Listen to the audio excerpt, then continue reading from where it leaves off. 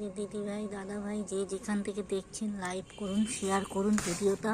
এই যে মেয়েটার ডিসটেম্পার হয়ে গেছে, দড়ি দিয়ে বেঁধে রেখেছি, ড্রেনে পড়ে যাচ্ছে বারবার। আপনাদের সাপোর্ট খুব দরকার। একটা কুকুরের সঙ্গে লড়াই করছি আমরা, অসুস্থ কুকুরটা লড়াই করে যাচ্ছে বাঁচার জন্যে। দিদিভাই দাদাভাই আপনাদের সাপোর্ট খুব দরকার। লাইক করুন, শেয়ার করুন ভিডিওটা।